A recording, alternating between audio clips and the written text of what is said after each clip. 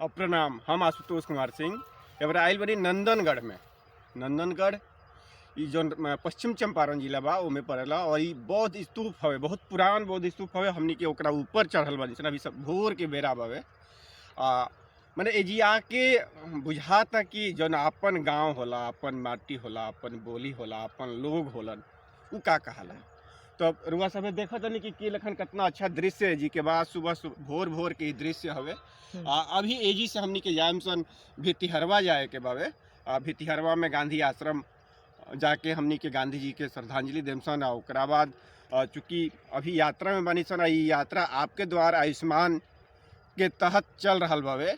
लोग हमनी के बताओ तनी सन कि सब लोग अपन आयुष्मान कार्ड बनवा ले, ताकि 5 लाख रुपया तक के जौन सरकार मुफ्त उपचार के वरदान दे ले बिया ओकर लाभ उनकरा मिल सको, लोग के मिल सको।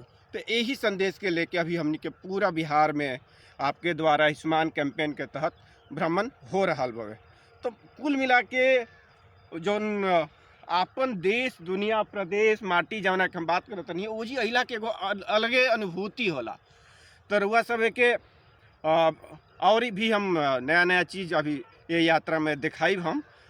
लेकिन जौन मुख्य बात बावे कि आपके द्वार आयुष्मान जौन आयल बावे ओकर लाभ रुआ सब उठाई, कार्ड बनवाई, आयुष्मान कार्ड बनवाई, ताकि 5 लाख रुपया तक के मुफ्त उपचार के अधिकार रुआ सबके मिले। और साथ ही 24,000 से ज़्यादा सरकारी या निजी अस्पताल जो पूरा मय देश में फैलल बावे ओमे जाकर वह इलाज करा पाई, इतना बढ़ के नेटवर्क के भी रुआ लाभ मिल सके।